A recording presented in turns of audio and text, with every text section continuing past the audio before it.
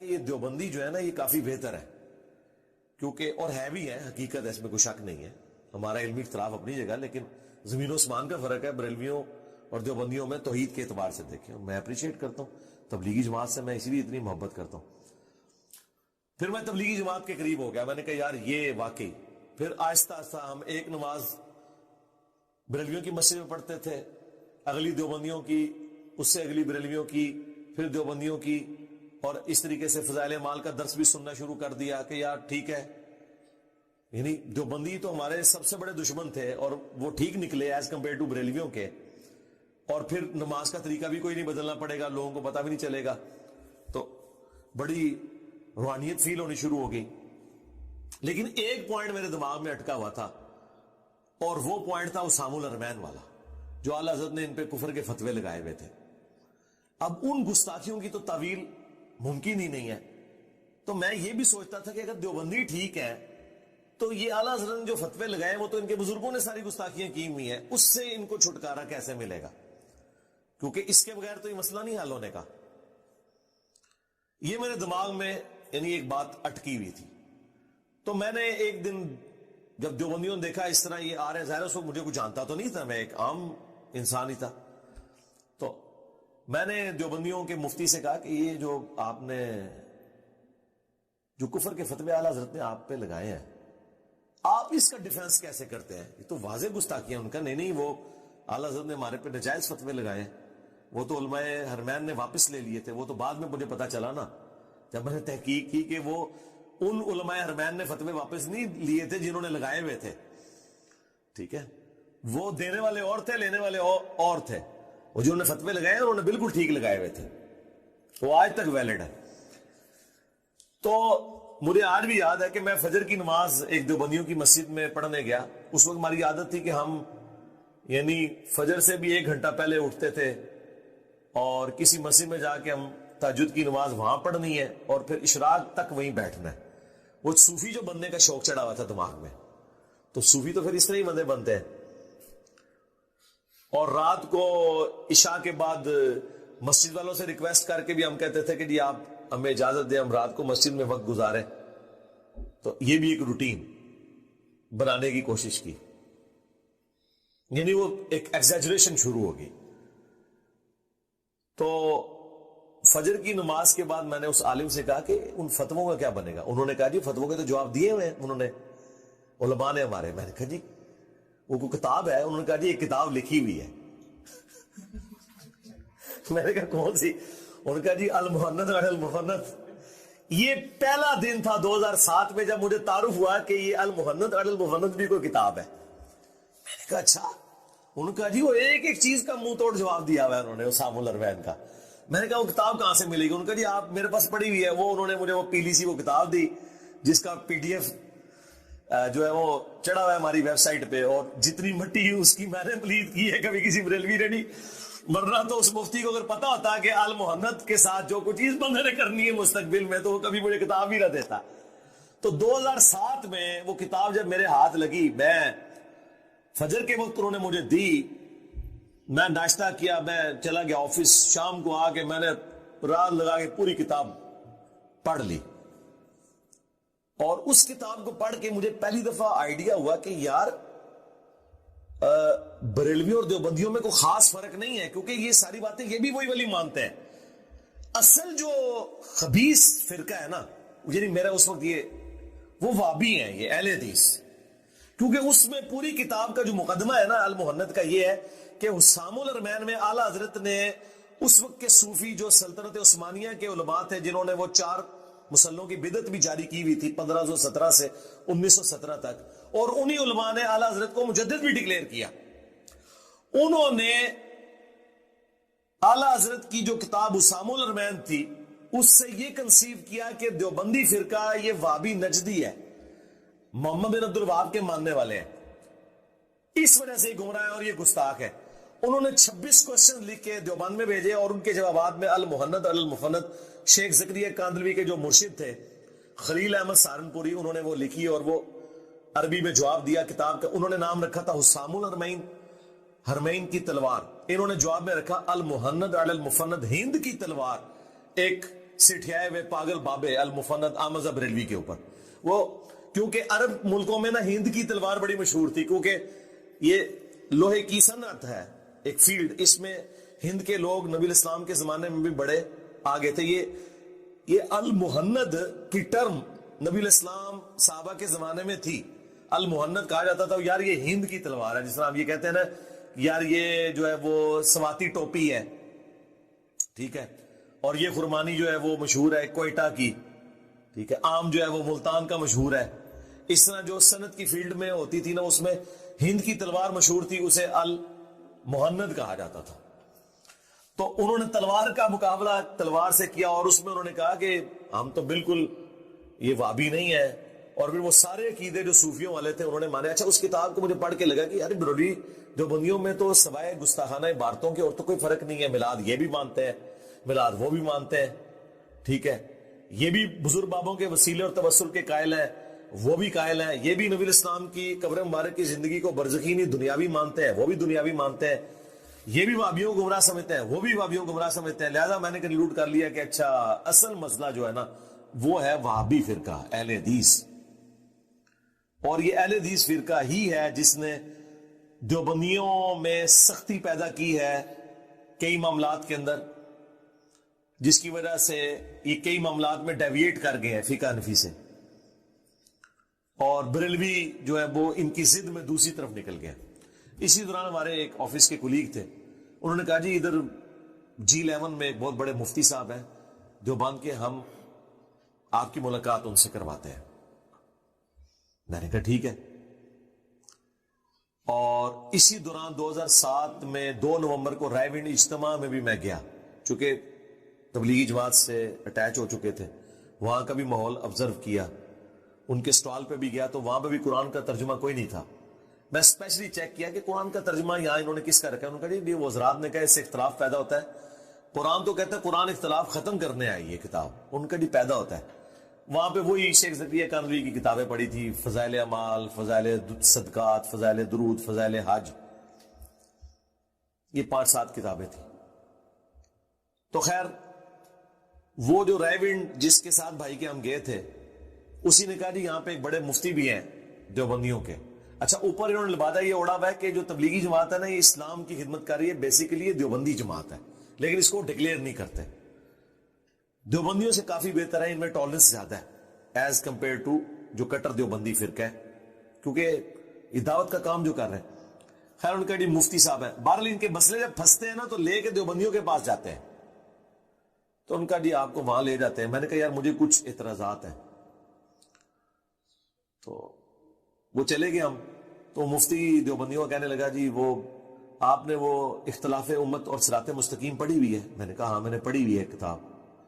تو میں نے کہا اچھی کتاب ہے لیکن اس میں کچھ چیزیں جھوٹ بھی لکھی ہوئی ہیں. کہتا جی یہ کیسے؟ وہ بریلوی آپ کو جال حق مفتی احمد یار خان نعیمی کی پڑھنے کے لیے دیں گے جس میں ثابت کیا گیا کہ جنتی فرقہ بریلوی ہے. دیوبندیوں نے اس کے مقابلے میں کتاب لکھی ہوئی ہے اختلاف امت اور صراط مستقیم، اور اہل حدیث نے لکھی ہوئی ہے تلاش حق، اور شیعہ نے لکھی ہوئی ہے میں بھی سچوں میں ہو جاؤں.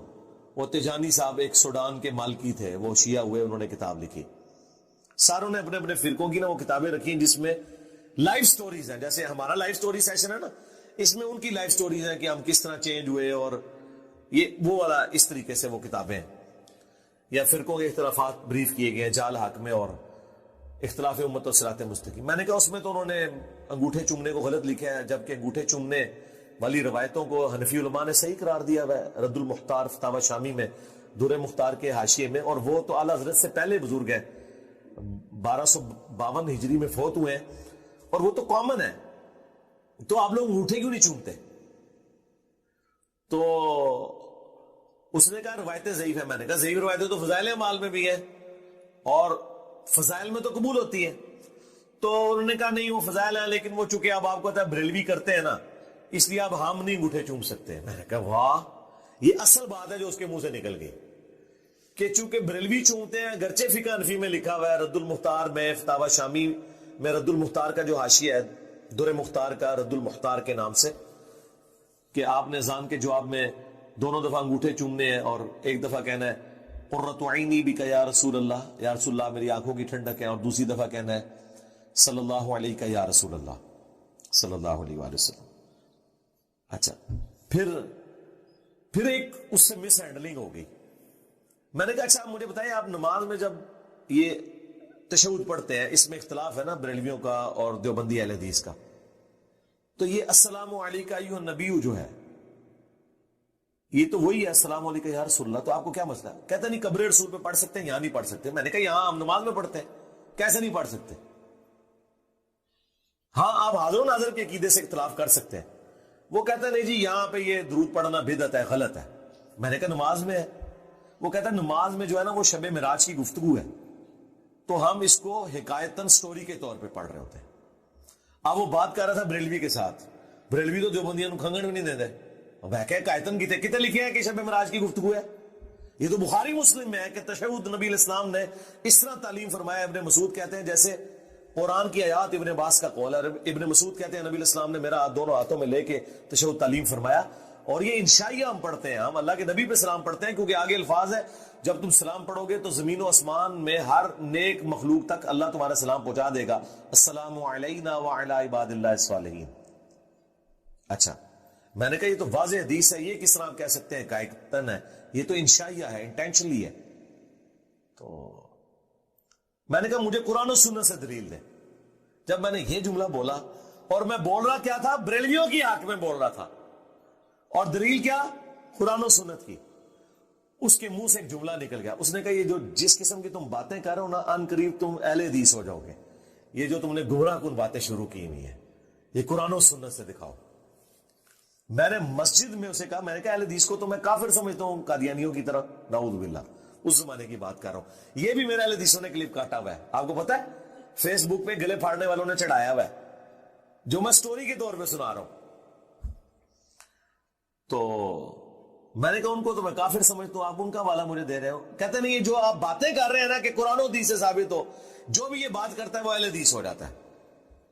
میں نے کہا دیکھو میں تو کوئی نہیں ہوں اہل حدیث, وہ تو نجدی فرقہ ہے, شیطان کا سینگ ہے, اور یہ جو کچھ ہمیں پڑھایا گیا تھا. اگلا سوال ہے, اگر کوئی عورت جنبی ہو لیکن غسل اتارنے سے پہلے ہی اسے پیریڈ آ جائیں تو کیا اسے پھر بھی غسل اتارنا ہوگا, یا کہ وہ غسل جنابت کو حیض سے پاک ہونے والے غسل تک کے لیے ڈیلے بھی کر سکتی ہے؟ پلیز وضاحت فرمائیں. نہیں ڈیلے کر سکتی میرے بھائی, یہ سخت معاملہ ہے. دیکھیں جو حیض کی وجہ سے غسل واجب ہوتا ہے عورت کے اوپر, وہ اللہ تعالیٰ نے اس کو ایک سرکمسٹانسز ایسے دیے ہیں کہ جس میں وہ غسل اتارے گی بھی تو غسل نہیں اترے گا, کیونکہ وہ پیریڈز مسلسل عموماً 7 دن تک, 6 دن تک, بعض کے 5 دن تک چلتے رہتے ہیں. اور اس کے لیے کوئی شریعت نے اسپیسیفائڈ ٹائم بھی نہیں بتایا کہ کتنے دن ہے. وہ ہر عورت کی اپنی عادت ہوتی ہے, اس کو عادت کی ٹرم یوز کی جاتی ہے. بعض کی 6 دن بھی ہوتی ہے, بعض کی 7 دن, بعض کی 8 دن بھی ہوتی ہے, بعض کی 5 دن بھی ہوتی ہے. لیکن غسل جنابت جو ہے یہ تو غسل بالکل الگ غسل ہے, یہ آپ کو اتارنا ہوگا. اگر حیض کی حالت میں جنبی والا معاملہ ہو گیا کسی بھی وجہ سے, ویسے تو حیض کی حالت میں مرد و عورت کا آپس میں ازدواجی تعلق حرام ہے, اگر کسی نے کر لیا تو وہ توبہ کرے گا, بڑا سخت معاملہ ہے. یعنی وہ انٹر کورس حرام ہے. وہ تو ابو داؤد ترمذی میں حدیث ہے, جس نے انٹر کورس کیا اس نے محمد صلی اللہ علیہ وآلہ وسلم کی شریعت کا انکار کر دیا. یہ بڑا سخت معاملہ ہے. لیکن بخاری مسلم میں یہ ہے کہ نبی علیہ السلام حالت حیض جب ہوتی تھی بیویوں کی تو ان کے ساتھ مباشرت کرتے تھے. مباشرت انٹر کورس نہیں, صحبت فرماتے تھے.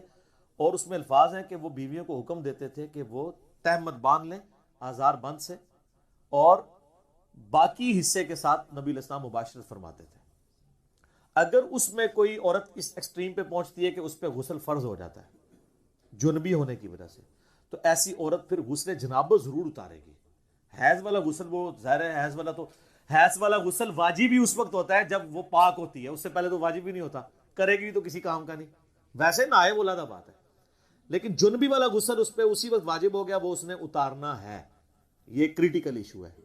اب وہ یہ کہہ سکتے ہیں کہ جی نماز تو کوئی نہیں پڑھنی, نماز کے علاوہ بھی تو آپ نے جنبی تو نہیں رہنا. اور عموماً آپ دیکھتے ہیں اس طرح کی حالت میں عورتوں کے اوپر جنات کا حملہ بھی ہو جاتا ہے. بعض اوقات وہ کہتے ہیں جی شیاطین کا حملہ ہو گیا ہے, جادو ہو گیا ہے. اگر آپ ناپاکی کی حالت میں مسلسل رہیں گے اور پھر کوئی اذکار بھی نہیں کریں گے تو حملہ تو ہوگا. آپ تو یعنی بڑی اچھی گراؤنڈ پرووائڈ کر رہے ہیں جنات کو کہ آئیں. اس لیے صبح و شام کے اذکار جو ہیں وہ جنبی نے بھی جنابت کی حالت میں بھی کرنے ہیں اور حیض والی عورت نے بھی کرنے ہیں، سوائے قرآن پاک کی تلاوت کے، کیونکہ مولا علی کا قول ہے جامع ترمذی میں کہ نبی علیہ السلام کو حالت جنابت کے سوا کوئی حالت قرآن پڑھنے سے مانے نہیں ہوتی تھی۔ لیکن یہ جو حیض والا جو معاملہ ہے یہ بھی حکمی نجاست ہی ہے، جس طرح کہ جنبی ہونا حکمی نجاست ہے، یہ حقیقی نجاست نہیں ہے، وہ خون تو ناپاک ہے ہی ہے، لیکن اس کی وجہ سے کوئی عورت پلید نہیں ہوگی کہ وہ بچے کو دودھ نہیں پلا سکتی، ہنڈیاں نہیں پکا سکتی، لوگ کہتے ہیں نا جی یہ نہیں کر سکتی، نہیں۔ بخاری مسلم میں حدیث ہے، اما عائشہ کہتی ہیں کہ نبی علیہ السلام حالت حیض میں اپنی بیویوں کی گود میں سر رکھ کے قرآن پڑھ لیا کرتے تھے، ٹھیک ہے، کس لیول تک۔ پھر مسلم شریف میں حدیث ہے، اما عائشہ کہتی ہیں نبی علیہ السلام نے مسجد میں سے مجھے چٹائی مانگی تو میں نے اس کھڑکی میں سے حجرے کی، تو میں نے کہا کہ میں تو حیض میں ہوں، تو آپ علیہ السلام نے فرمایا کہ حیض تیرے ہاتھوں میں تو نہیں گھسا ہوا، ٹھیک ہے، تو وہ باقی معاملات تو لے کے چلنے ہیں۔ حتیٰ کہ بخاری مسلم میں حدیث ہے، حضرت ابو ہریرہ کہتے ہیں کہ رضی اللہ تعالیٰ عنہ، ایک دن میں گھر سے نکلا تو نبی علیہ السلام مجھے راستے میں مل گئے، تو آپ مجھ سے گفتگو کرنا شروع ہوئے، تو میں چپ کر کے پیچھے کھسکتا نکل گیا، غسل کر کے واپس آیا۔ آپ نے فرمایا ابو ہریرہ کدھر گئے تھے؟ کہا یا رسول اللہ میں ناپاک تھا تو میں غسل کرنے گیا تھا، جنبی تھا۔ آپ فرمایا مومن تو کبھی ناپاک نہیں ہوتا، یعنی یہ غسل جنابت حکمی نجاست ہے، حقیقی نجاست نہیں ہے، لیکن اس کو بھی اتارنا ضروری ہے، لیکن اتنا ڈیلے نہ کیا جائے کہ اگلی نماز کا وقت آ جائے عام حالت میں۔ وہ تو اما عائشہ کی ترمذی میں حدیث ہے نا بڑی زبردست، ایک شخص نے آ کے پوچھا کہ اے اماں بتائیے کہ نبی علیہ السلام وتر کی نماز عشاء کے ساتھ ہی پڑھ لیتے تھے یا آخر وقت میں پڑھتے تھے؟ ان کا بیٹا کبھی ساتھ ہی پڑھ لیتے تھے اور کبھی آخر وقت میں پڑھتے تھے۔ اس نے کہا اللہ اکبر، الحمدللہ، تمام تعریفیں اس اللہ کے لیے جس نے دین میں اتنی وسعت رکھی ہے۔ پھر اس نے کہا کہ اماں یہ بتائیے کہ نبی علیہ السلام تہجد کی یا رات کی نماز بلند آواز میں پڑھتے تھے یا آہستہ آواز میں؟ ان کا بیٹا کبھی بلند آواز میں پڑھتے تھے کبھی آہستہ آواز میں۔ انہوں نے پھر نعرہ بلند کیا کہ اس اللہ کے لیے تمام تعریفیں جس نے دین میں اتنی آسانی رکھی ہے۔ پھر اس نے کہا کہ نبی علیہ السلام جو حالت جنابت کا غسل ہے وہ رات کو فوراً ہی اتار لیتے تھے یا فجر سے پہلے آخری پہر میں اتارتے تھے؟ ان کا کبھی فوراً اتار لیتے تھے اور کبھی آپ ڈیلے کر کے فجر کے وقت بھی اتار لیتے، کیونکہ اصل مقصد تو نماز پڑھنا ہے نا، اگلی نماز تک گیپ نہ آئے۔ تو اس نے کہا اللہ اکبر، تمام تعریفیں اس اللہ کے لیے جس نے دین میں اتنی آسانی رکھی ہے۔ ایک نسائی میں روایت ہے جس کی صحت میں اختلاف ہے، اور میری رائے بھی ان لوگوں کے ساتھ ہے جو اسے ضعیف سمجھتے ہیں، کہ جی جس گھر میں کتا تصویر اور جنبی ہو وہاں رحمت کے فرشتے نہیں آتے۔ یہ روایت جنبی والے الفاظ جو ہے نا یہ بخاری مسلم میں نہیں ہے، نسائی میں ہے۔ بخاری مسلم میں صرف کتے اور تصویر کا ذکر ہے، اور وہ بھی کتا وہ جو حفاظت اور شکار کے علاوہ پالا جائے، اور تصویر وہ جو عبادت کے لیے ہو، عام تصویر کے لیے حکم نہیں ہے۔ جنبی والے الفاظ بخاری مسلم میں نہیں ہے، لہذا شیخ البانی کا جو موقف ہے نا کہ یہ روایت ضعیف ہے نسائی کی، تو میرا موقف اس کے ساتھ ہے۔ یہ اتنے سارے مسائل میں ساتھ جو میرے دماغ میں آ رہے ہیں، جو میں فی البدی بات کرنی ہوتی ہے کہ اس چیزیں جڑی ہوئی ہیں تاکہ لوگ لرن کریں۔ تو غسل جنابت اگر کسی عورت پہ آئے، حیض کے غسل کا وہ انتظار نہیں کرے گی، وہ غسل اتارے گی، اور یہ بھی یاد رکھیے گا غسل جنابت عورت کے لیے آسان ہے۔